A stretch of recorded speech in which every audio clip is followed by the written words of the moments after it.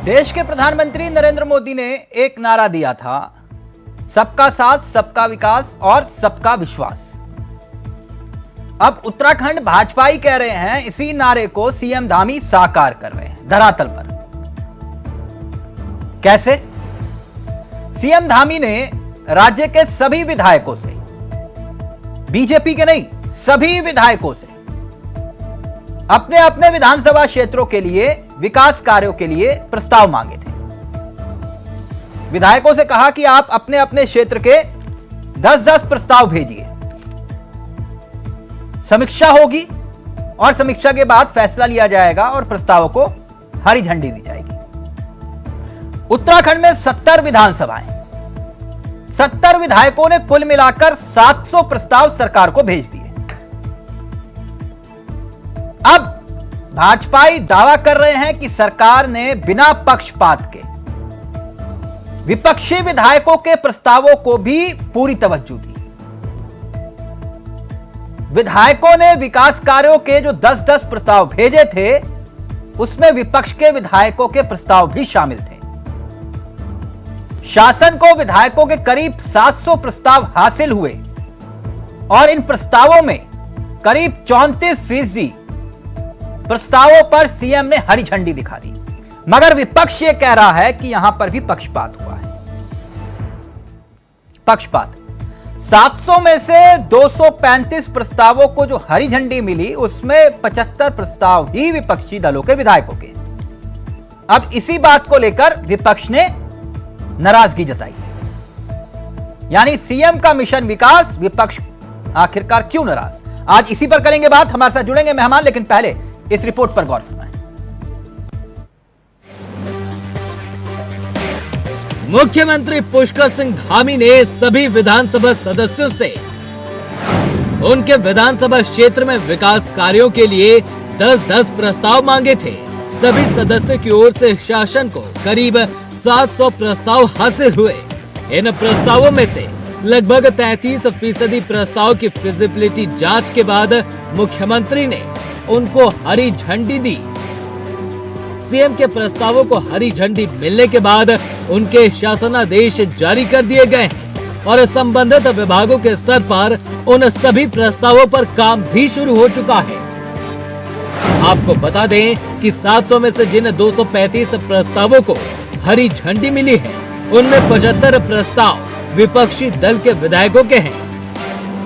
मुख्यमंत्री की तरफ से तो विधायकों के प्रस्ताव को जांचने के बाद हरी झंडी दे दी गई है, लेकिन विपक्षी विधायकों के कम प्रस्ताव मंजूर होने पर विपक्ष का पारा गर्म होने लगा है। कांग्रेस के उपनेता सदन भुवन कापड़ी की माने तो उनकी विधानसभा से जुड़े 10 विकास कार्यों के प्रस्ताव 2022 में ही मुख्यमंत्री कार्यक्रम को भेजे गए थे, जिनमें से एक भी प्रस्ताव मंजूर नहीं हुआ।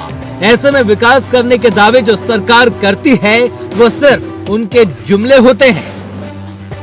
माननीय मुख्यमंत्री जी द्वारा प्रदेश के सभी विधायकों से अपनी विधानसभा के प्राथमिकता के आधार पर 10 कार्यों को मांगा गया था, जिसमें मेरे द्वारा 19/10/2022 को 10 कार्यों की सूची माननीय मुख्यमंत्री जी के यहाँ जमा कराई गई थी, जिसमें से एक कार्य जो खटीमा विधानसभा के अंदर पहले से गौशाला का कार्य प्रगति पर था, वो कार्य चल रहा है। और उसके अलावा कोई भी काम, चाहे वो ऐठा नाला के ऊपर से कवर की बात हो, चाहे खटीमा में अनुसूचित जाति के बच्चों के लिए अंबेडकर भवन की बात हो, चाहे खटीमा में पुस्तकालय की बात हो, खटीमा नगर पालिका के अंतर्गत 7 किलोमीटर इंटरलॉक टाइल की बात हो, मेलाघाट गांव में 3 किलोमीटर इंटरलॉक टाइल की बात हो, जीरोबंदा से जो बाईपास है, गांधी से जीरोबंदा बाईपास वाला कार्य हो, तो उनमें से कोई भी कार्य अभी तक स्वीकृत नहीं किया।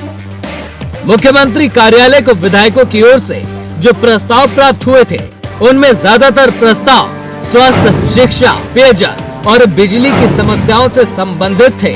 कई विधायकों ने अपने अपने चुनाव क्षेत्र में प्राथमिक स्वास्थ्य केंद्र को उच्चीकृत करने, अस्पतालों में चिकित्सीय जांच से जुड़े उपकरण उपलब्ध कराने, विद्यालय और कॉलेज के पुराने बदहाल भवनों के सुधारीकरण, कॉलेज के उच्चीकरण, सड़कों व पुल और तटबंधों के निर्माण के प्रस्ताव भेजे थे।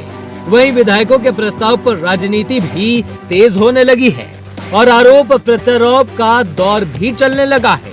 कांग्रेस की तरफ से जहां आरोप लगाए जा रहे हैं कि विपक्ष के विधायकों की भाजपा सरकार में उपेक्षा हो रही है और विकास के कामों में भी भेदभावपूर्ण रवैया सरकार के द्वारा अपनाया जा रहा है, जबकि सत्ता पक्ष की तरफ से विपक्ष के आरोपों को बेबुनियाद बताने का काम किया जा रहा है। विकास कार्यों पर मुख्यमंत्री धामी ने सभी विधायकों से प्रस्ताव मांगे थे, लेकिन हमने तब भी कहा था कि जो भी प्रस्ताव मांगे जाए और जो भी विकास कार्य हो वो निष्पक्ष रूप से होने चाहिए और विधायकों को जो है समानता के आधार पर जो है कार्य आवंटित होने चाहिए, क्योंकि प्रदेश जो है सभी का है और चाहे वो पक्ष हो या विपक्ष हो, निश्चित तौर पर हर विधानसभा की क्षेत्र की जनता का अधिकार है कि उसके क्षेत्र में जो है समान रूप से विकास हो। लेकिन भारतीय जनता पार्टी की सरकार में विपक्ष के विधायकों के साथ लगातार जो है सौतेला व्यवहार हो रहा है और समानता के आधार पर वहाँ विकास नहीं हो। ये पहल जिस प्रकार से माननीय मुख्यमंत्री धामी जी ने की है कि तमाम जितने भी विधायक हैं 70 के 70 हमारे जो एमएलए हैं, चाहे वो सत्ता पक्ष का हो चाहे विपक्ष का हो, सबसे प्रस्ताव मांगे गए और जितने प्रस्ताव उन्होंने दिए हैं, जितने प्रस्ताव दिए हैं, सभी प्रस्तावों पर देख करके और जो अति महत्वपूर्ण प्रस्ताव रहे हैं सब पर मोहर लगी और सबको सारे विधायकों को दिए।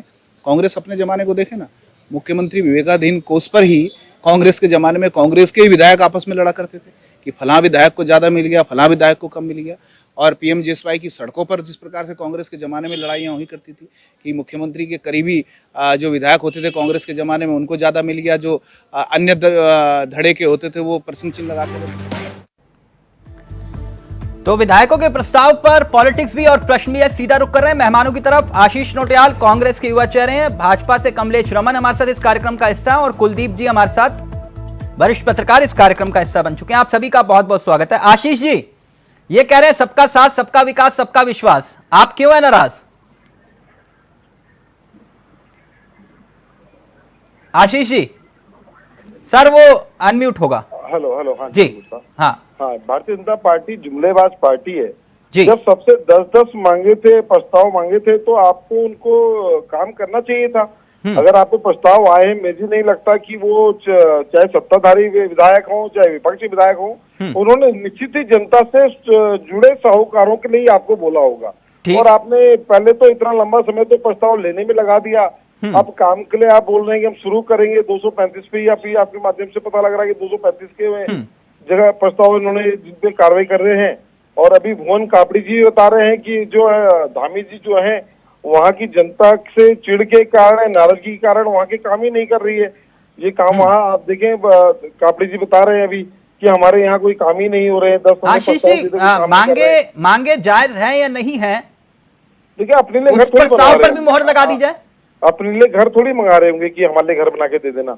जनता के हित के लिए अगर कोई बात रखी जा रही है, चाहे पुस्तकालय की बात कर रहे हो, चाहे वो हॉस्पिटल की बात हो, स्कूलों की बात हो, स्कूलों के सौंदर्यीकरण की बात हो, तो ये तो सब जायज मांगे और जनता के हित की मांगे हैं। कमलेश जी वो ये कह रहे हैं कि जनहित की मांगों पर भी आपने रोक लगा दी। प्रस्ताव मांगे लेकिन उसमें भी अटके लटके और भटके मामला हो गया, और आप कह रहे हो सबका साथ, सबका विकास, सबका विश्वास।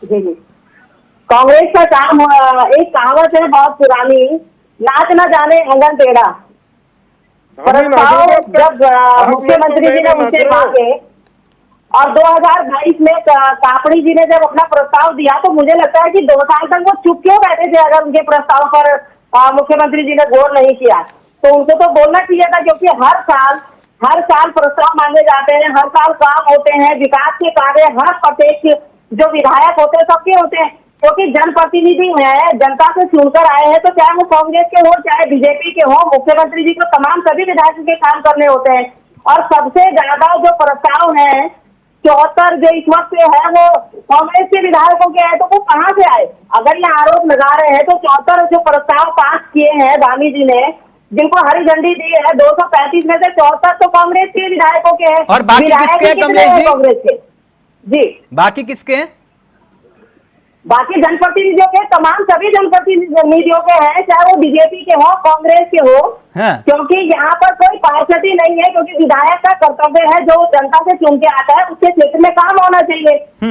और इसीलिए उन्होंने तमाम जितने प्रस्ताव 500 के करीब जो प्रस्ताव आए उसमें से जितने काम होने वाले थे या जो रह गए होंगे या जो आगे होने वाले हैं उन सब पर उन्होंने मोहर लगाने आशीष का जी काम जल्दी किया। से जवाब दीजिए। और जो देखिए, कुछ भी बोल रहे हैं, अब जब विधानसभा सत्र होता है तो आप वहाँ सवाल नहीं पूछने देते हैं। आपने खुद प्रस्ताव मांगे, खुद हमने लिख के दिए, आप उस पर कार्रवाई नहीं करते हैं। कितने रोका है प्रस्ताव पे बात करने के लिए? जनता के मुद्दे हैं, उस पर भी अगर आप लोग नहीं काम कर पाएंगे तो क्या करेंगे आप लोग? इतनी फेलियर सरकार है। आप देखिए, अभी प्रस्ताव मांगे तो उनकी वाहवाही हो गई, अब प्रस्ताव में कुछ पास हुए तो फिर कहेंगे धाकड़ धामी कितना बढ़िया कर दिया। अब फिर 10-50 दिन मतलब जो आपके विधायकों ने मांगा है और धामी जी ने ना मांगा हो, थोड़ा एक कम कर प्रस्ताव दी बताइए और आप ऐसा। धाकड़ धामी के अपने विधायकों के द्वारा एक देते प्रस्ताव हैं। बताइए आप कहते कि जो उन्होंने मांगा हो आप और धामी जी ने ना दिया हो, कितने हजार पेड़ काटने की आप बात कर खाली रहे हैं। डिबेट में बैठकर के झूठे आरोप लगाना सरकार के ऊपर, मुझे लगता है ये ठीक बात नहीं है। अच्छा काम हो रहा है तो उसमें कभी का साथ, कभी का साथ, कभी का विकास होना चाहिए। बोलने का काम करते हैं लोग, इन्हें जनता के साहूकारों से कोई मतलब नहीं है। इनका मतलब सिर्फ इतना है किस तरह सरकार बनाई जाए, कैसे झूठ बोला जाए और सरकार बनाई जाए और देश को लूटा जाए। नहीं रह गए देश को लूटने वाले लोग हैं, ऊपर से लेकर नीचे तक बेईमान और भ्रष्ट लोग बैठे हुए हैं शासन में, जिसको देखो झूठ बोलने का काम करता है। आप बता रहे हैं कि कभी नहीं रुकती है। मुख्यमंत्री विवेकाधीन एक मिनट, मुख्यमंत्री विवेकाधीन आशीष जी एक मिनट। अभी बड़ी दिलचस्प बात बताऊंगा आपको, पहले जरा कुलदीप जी की बात आ जाए, फिर मैं आपको बताऊंगा विधायक और विकास कार्य और मुख्यमंत्री, इन तीनों का तालमेल आपको याद करवाऊंगा। पूरे उत्तराखंड को याद करवाना वो जरूरी है। वो शासनकाल बड़ा दिलचस्प था, उस पर हम चर्चा करेंगे, लेकिन पहले कुलदीप जी, ये विकास कार्यों को लेकर, ये बहुत अच्छी बात है कि विकास कार्यों को लेकर लड़ रहे हैं, या वाकई में विकास कार्यों को लेकर लड़ रहे हैं या कहानी कुछ और है? कुलदीप जी। देखिए तिलक भाई, ये उत्तराखंड में कुछ चीजें राजनीतिक हलकों में बड़ी आश्चर्यजनक कहेंगे कि एक बड़ा राजनीतिक दल जो लंबे समय तक सत्ता में रहा हो, लेकिन उसके पास विपक्ष में होने का क्योंकि अभी अनुभव का अभाव है और उसकी वो खामियां कई बार दिखाई देती है। यह बात मैं इसलिए कह रहा हूं, मैं सीधे सीधे कांग्रेस को कटघरे में खड़ा नहीं कर रहा हूं। मैं ये बात इसलिए कह रहा हूं क्योंकि कई बार कई विषय ऐसे कांग्रेस ऐसे विषय उठा लेती है जिनको लेकर के जनता में और समाज में ही एक अलग नजरिया दृष्टिकोण होता है, और वहां कांग्रेस का दृष्टिकोण अलग होता है। जनता ये नहीं समझ पाती कि ये हमारे मुद्दे उठा रही है या आप नहीं मुद्दे उठा रही है। अभी जो जिन विषयों को लेकर के हम चर्चा कर रहे हैं, भाई विकास कार्यों के मुद्दे हैं।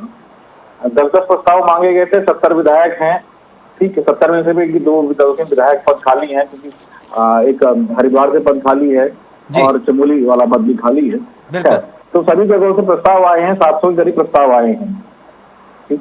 इनमें से मात्र 33% प्रस्ताव जो है वो पास हुए, ठीक। और इन 33% प्रस्ताव में भाजपा के भी प्रस्ताव हैं और कांग्रेस के भी प्रस्ताव जी। अब कांग्रेस के 74 प्रस्ताव पारित हुए हैं, ठीक। 17 विधायकों में से 2 पद खाली हैं, तो 15 विधायक, ठीक है। तो अगर इसको हम तुलनात्मक रूप से भी देखें तो कांग्रेस का पलड़ा भारी है। कांग्रेस के पास कम से कम एक विधायक के 5 काम यहाँ पर होते हुए दिखे हैं ऑन एवरेज। लेकिन लेकिन अगर हम वही भाजपा के कामों को देखें तो भाजपा के पास जो 47 के करीब विधायक हैं, और उसमें जो अगर चीजों को बांटे तो भाजपा का आंकड़ा तो और कम जा रहा है, ठीक है। तो अब ऐसे मुद्दों को लेकर के आप समाज में जाएंगे तो स्वाभाविक सी बात है कि भाई एक गंभीर राजनीतिक विपक्ष की जो जनता आपसे अपेक्षा करती है वो कहीं ना कहीं सवालों के घेरे में आ जाती है। आशीष जी, समझ में आई थ्योरी कुलदीप जी की आपको? बिल्कुल समझ रहे हैं कुछ जो उन्होंने समझाया आपको बिल्कुल समझ गए। ऑन एवरेज वो आंकड़ा बता रहे, कह रहे कि विपक्ष के विधायकों के पास ज्यादा प्रस्ताव पास हुए हैं। निश्चित देखिए, अगर काम ही नहीं हुआ और हमने जो सरोकारों के मुद्दों को उठाया है जो अत्यंत आवश्यक मुद्दे हैं, और आप लोगों ने हो सकता है अनावश्यक मुद्दे उठाए हों जिनका कोई औचित्य ही नहीं है, तो वो कैसे पास हो जाएंगे? नहीं, ये बड़ी कंफ्यूजन है कानून के मुद्दों को उठा साहब, रहे ये हैं। कैसे पता चलेगा? और ना कुलदीप जी, ये तो बात घुमा गए। कर दिए। आशीष जी बात घुमा गए। एक मिनट, कुलदीप जी का ऑडियो रहेगा, कुलदीप जी की बात का ना रुकिए आशीष जी बात घुमा गए आप तो कुलदीप जी की। ना एक मिनट कुलदीप जी, यहाँ तो कहानी घूम गई। देखिए, मैं इसलिए मैंने पहले कहा ना कि क्योंकि कांग्रेस में अभी विपक्ष की अनुभवहीनता वो झलकती है। ठीक है, और ये बात एक बार आपको ध्यान होगा, गडकरी जी ने भी कहा था कि अभी हमें सत्ता का अनुभव नहीं है क्योंकि हम बहुत समय विपक्ष में रहे हैं। ठीक है, और कांग्रेस को विपक्ष का उतना अनुभव नहीं है क्योंकि वो लंबे समय तक सत्ता पक्ष में रही है। ठीक, तो कम से कम कई विधायक तो प्रस्ताव देने में ही आनाकानी कर रहे थे। अब वही चीज है ना कि प्रस्ताव देने में भी आनाकानी हुई है। ठीक है, खाना पूर्ति के लिए भी प्रस्ताव हुए हैं और दोनों तरफ से हुए हैं। ऐसा नहीं है कि कांग्रेस की तरफ से हुए हैं या भाजपा की तरफ से नहीं है, भाजपा की तरफ से भी हुए हैं। ठीक है ना, भाजपा में भी कई धुआंधार जो वो हैं विधायक हैं। ठीक है, लेकिन जब आप जनता के विषयों को उठाएं तो कम से कम जब वो लगना चाहिए कि यार ये जनता को लगना चाहिए कि ये हमारा विपक्ष है, ये हमारे मुद्दों को उठा रहा है। ठीक है ना, इस तरह के विषयों से तो, इस तरह की चीजों से तो आप जनता का मखौल उड़ा देते हो। अब हम चलिए, पत्रकारिता को कहा जाता है कि पत्रकारिता विपक्ष के साथ होती है। ठीक है ना, तो अब हम कैसे आपके साथ खड़े हो जाएंगे? बताइए नोटियाल जी। तो कुछ आधार दीजिए ना खड़े होने के लिए। हम कहें कि भाई सत्ता पक्ष के साथ ज्यादा सवाल खड़े होने चाहिए, यहाँ तो चीजें स्पष्ट हो रखी हैं। नोटियाल जी, बात तो वाजिब कह रहे हैं कुलदीप जी। देखिए, आप लोग सिर्फ जो है मुद्दों को उछाल रहे हैं और पहले भाजपा सरकार आप लोगों को जेल में डाल रही है। जो आज बोलने का काम कर रहा है पत्रकार, उसको उठा के जेल में डाल रही है। नोटियाल जी, आप बोले मत, कितने गंदी चारधाम की व्यवस्था करी, पर जो उससे बोलेगा उसको जेल के अंदर डाल दिया जाएगा। आपको हमारे साथ रहना है। नोटियाल जी, नोटियाल जी, आपके विधायक का कोई ऐसा प्रस्ताव बचा है जो होना चाहिए था, जिसकी वजह से आप परेशान हैं, जिसकी वजह से आपको इतनी तकलीफ हो रही है? जनता का कौन सा ऐसा प्रस्ताव जो है आपके विधायक लाए थे जिसको गांधी जी ने नहीं माना? ये बताइए आप प्रस्ताव आप नहीं बता सकते, उसके बावजूद भी माननीय मुख्यमंत्री जी ने आपके तमाम एक मिनट सीएम ने अगर ये कवायद शुरू की कि विधायकों से प्रस्ताव मंगवाइए और उसके बाद जो है समीक्षा के बाद उस पर मोहर लगाइए, ये इस प्रस्ताव का समर्थन करते हैं या विरोध करते हैं आशीष नोटियाल? देखिए, ये लोग ड्रामेबाज लोग हैं, समय ड्रामेबाज पास करने वाले लोग हैं। पहले कमलेश जी, आप फिर उसके बाद ड्रामेबाजी का एक उदाहरण दूंगा मैं आपको जल्दी से कमलेश जी, ये कह रही है ड्रामेबाजी है। पता नहीं है, आशीष जी को मालूम नहीं है कि जब कांग्रेस की सरकार थी उस वक्त भारतीय जनता पार्टी के विधायकों का इन्होंने क्या हाल कर रखा था? ये तो प्रस्ताव ही नहीं लेते थे, भारतीय जनता पार्टी की सरकार इनके प्रस्ताव को पकड़ रही है ना। कमलेश, जनता के जनप्रतिनिधि है। एक मिनट, आपने गलत बात बोली है, मैं उसको संशोधित कर देता हूं। आशीष जी थोड़ी गलत बात बोल गई कमलेश बहन, भावनाओं में बहते बहते। वहां कांग्रेस के विधायकों के प्रस्ताव भी नहीं लिए जाते थे। देखिए कमलेश मैडम, एक मिनट नोटियाल जी, ये कह रहे कि कांग्रेस, अभी मैं बताता हूं ना कैसे। उनके साथ तो दोनों ना एक मिनट आशीष भाई सुन लो ना, गलत बात नहीं बताऊंगा, ये काम आएगी गूगल पे, मिलेगी भी नहीं, गूगल पे नहीं मिलेगी। है जो बातें मैं बताता हूं गूगल पे वो प्रत्यक्ष देखी हुई है बातें आप, क्योंकि अभी शायद समझेंगे इस बात को। कुलदीप जी भी उस पर हामी भर देंगे तो मोहर लग जाएगी। एक था पीडीएफ, सुना है नाम नोटियाल जी आपने? नहीं सुना होगा, मैंने नहीं सुना। नहीं सुना ना, मैं जानता था नहीं सुना होगा आपने नहीं सुना होगा। ये पीडीएफ था निर्दलियों का एक गुट, मैं उसको बोलता था तथाकथित पीडीएफ। तो मंत्री प्रसाद थानी जी नाराज हो जाते थे, दुर्गा पाल जी नाराज हो जाते थे। अभी दो विधायक इस दुनिया में है नहीं, वो तो ठोक बजा के कहते थे कुंडी बंद करो मुख्यमंत्री जी, पहले हमारे प्रस्ताव पर साइन करो और उसके बाद ये कुंडी खुलेगी। नाम ले लूं नोटियाल जी? बिल्कुल बिल्कुल। कांग्रेस के विधायकों के प्रस्ताव पर मोहर नहीं लगती थी। अंदर पीडीएफ के तथाकथित निर्दलीय विधायक इकट्ठे बैठते थे, पहले उनकी फाइलों पर साइन होते थे और उसके बाद समीक्षा होती थी। मालूम है किसका शासन था? तो होने चाहिए, उसमें क्या दिक्कत है? जनता काम तो होना चाहिए, चाहे कोई भी करे। आप पलट गए, आप जनता के हितों की काम तो आपके विधायक बाहर खड़े होकर चिल्लाते थे आपके विधायक, चुने हुए विधायक कहते थे ये क्या हो रहा है। मुख्यमंत्री जी की मजबूरी थी क्योंकि सरकार उनकी बैसाखियों के सहारे खड़ी थी। कुलदीप जी, मैंने गलत उदाहरण तो नहीं दिया? नहीं बिल्कुल बिल्कुल। तो कमलेश बहन गलत बोल रही है। वहां पर कांग्रेस के विधायकों के प्रस्ताव पर भी साइन नहीं होते थे। और वो शासनकाल था विजय बोगड़ा जी का, वो शासनकाल था हरीश रावत जी का, और हरीश रावत जी के शासनकाल में ज्यादा होता था। 2016 में सरकार ही इसीलिए गिरी थी। कुलदीप जी, मैंने गलत उदाहरण तो नहीं दिया?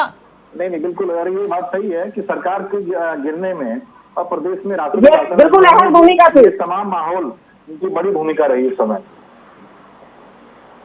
भाई नोटियाल जी, हमने कहा ना हम गूगल वाले नहीं हैं। ये बात पर यकीन ना हो तो कार्यक्रम खत्म हो। इतिहास से सीखना चाहिए, इतिहास से सीखना चाहिए। साहब, आप लोग इतिहास से सीखे नहीं। अगर सीखते हैं, नहीं, अरे इतिहास से तो हम कैसे सीखेंगे? इतिहास से तो नोटियाल जी बता देता हूँ इतिहास से कैसे सीखते हैं। इतिहास भी बता देता हूँ कैसे सीखते हैं। अगर सीख लेते तो तिवारी जी से सीख लेते। विधायकों को मैनेज कैसे करना है तिवारी जी से सीख लेते, तो बहुत कुछ सीख लेते आप लोग। तिवारी जी से यही तो नहीं सीखे आप कि बीजेपी और कांग्रेस दोनों के विधायकों को कैसे मैनेज करना है और जो नाराज विधायक है उसको कैसे मनाना है। कुलदीप जी, यही बात थी ना? बिल्कुल सही बात तो इतनी सी है नोटियाल जी। हमने तो इतिहास के पन्नों में, समय अलग था, आज समय तानाशाहों का है, ये देखिए धमकाने का है। अब ये आप प्रस्ताव पास हो रहे हैं तब भी तानाशाही की बात हो रही है। कुलदीप जी, पहले आप, फिर कमलेश जी आप। मैं तो सर आपके सामने जीते जागते उदाहरण दिए। नोटियाल जी, अगर आप फिर भी आके बंद कर लो तो आपकी तानाशाह नहीं थे देश में। देखिए, मैं कांग्रेस प्रवक्ता ने जो बात कही, मैं कांग्रेस प्रवक्ता से जानना चाहता हूँ कि हम पत्रकारिता सच के साथ रहे या कांग्रेस के साथ रहे?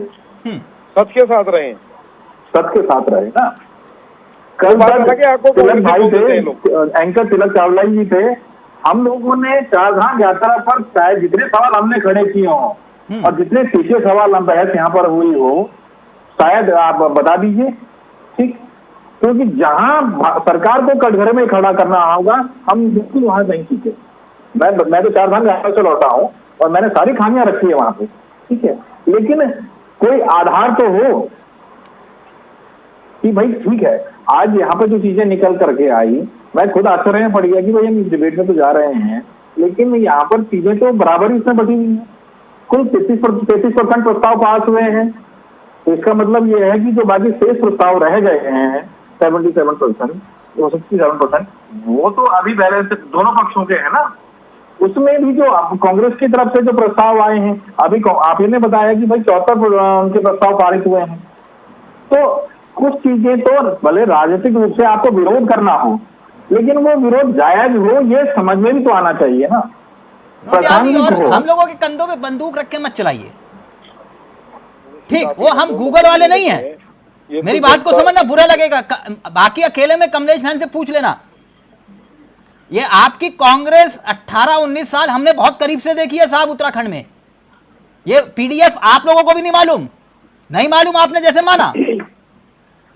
हमने तो देखा ना साहब, उस पीडीएफ का जन्म कैसे हुआ, कौन करता धरता था, है ना? हमने देखा है राजेंद्र भंडारी को मंत्री कैसे बनाया गया था, हमने देखा है साहब। और यशपाल बेनाम कैसे अकेले छूट गए थे, हमने सब देखा है। दिवाकर भट्ट जी को कैसे बनाया ये भी देखा होगा आपने। तो अब वही कह रहा हूं ना, ऐसे तमाम किस्से हैं साहब। अभी उसको किताबों में ही रहने दो, यहां मत उखाड़ो, वरना आपको अकेले में कमलेश बहन बता देंगे। इसलिए कह रहा हूं ये सब चीजों को मत उछलिए। खैर कमलेश जी, ये महज शुरुआत भर है, कहीं ऐसा ना हो कि यही विरोध की वजह भी बन जाए। मेरी बात समझ रहे ना आप? भाई इस विधायक का काम हो गया, मेरे विधायक का काम रोक दिया। अब जैसे बेहड़ जी आजकल चिट्ठियां लिख रहे हैं, कह रहे हैं मेरा मानसिक संतुलन खराब हो गया, मेरा इलाज करवाओ माननीय मुख्यमंत्री जी।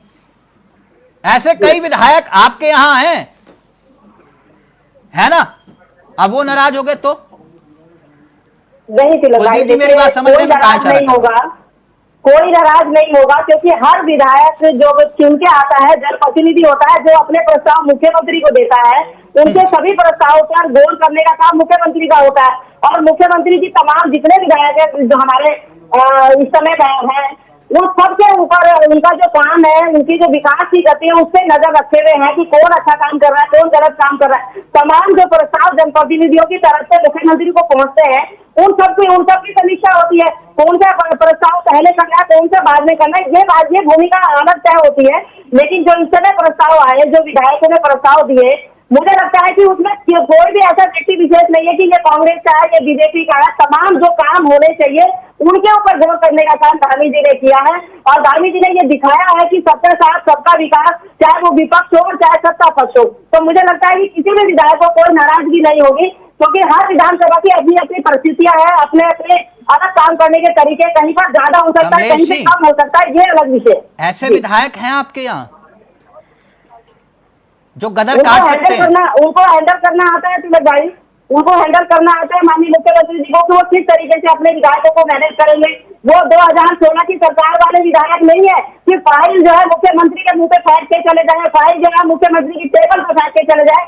वो विधायक नहीं है। भारतीय जनता पार्टी के बड़े सभ्य और सरल स्वभाव के हैं, तमाम अपने काम को करवाने का मादा भी रखते हैं, और मुख्यमंत्री जी सबकी भावनाओं का ख्याल रखते हैं। चलिए, जो बात आप कह रही हैं, जो बात आप कह रही हैं उस पर अमल भी हो, लेकिन हमने तो कई गदर कटते हुए देखे हैं विधायकों के।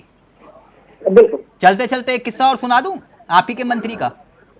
कुलदीप जी, इनके एक मंत्री, पूर्व मंत्री, मैं नाम नहीं लूंगा, वो मंत्रिमंडल, उनका एक व्हाइट हाउस है उनके क्षेत्र में, विधानसभा में व्हाइट हाउस, क्योंकि बहुत सज्जन व्यक्ति हैं, और वो व्हाइट हाउस जो है वो बहुत पिछड़े हुए इलाके में है, और उस व्हाइट हाउस के बाहर एक टूटी हुई लंबी सड़क है। मंत्री थे। मैं जब कवर करने गया तो थोड़े मधुर संबंध है, तो मैंने कहा भाई साहब ये सड़क क्यों नहीं बनवाई मंत्री होते हुए? बोले तिलक भाई छोड़ो ना यार, तुम कहां इस सड़कों में उलझे हो। मैंने कहा ये व्हाइट हाउस तो बन गया, लेकिन ये थोड़ी सी सड़क भी बनवा देते। बोले तिलक भाई छोड़ो यार, मंत्री का नाम मैं फोन करोगे तो बता दूंगा आपको, ठीक है कमलेश मैन? तो हमने देखा है मंत्री रहते हुए सड़क नहीं बनी घर के बाहर, लेकिन व्हाइट हाउस बन गया। व्हाइट हाउस जिन मैं कह रहा हूं वो क्षेत्र के लोग समझ गए होंगे वो व्हाइट हाउस की बात। थैंक यू सो मच, बहुत बहुत शुक्रिया कुलदीप जी आपका भी, आशीष जी आपका भी, और कमलेश मैन आपका भी बहुत बहुत शुक्रिया। कोशिश कवायद अच्छी है, लेकिन अब इस कवायद को आगे भी बढ़ाना चाहिए ताकि समूचे उत्तराखंड के विकास के लिए एक नजीर भी साबित हो। नमस्कार, जय हिंद, जय भारत, जय उत्तराखंड।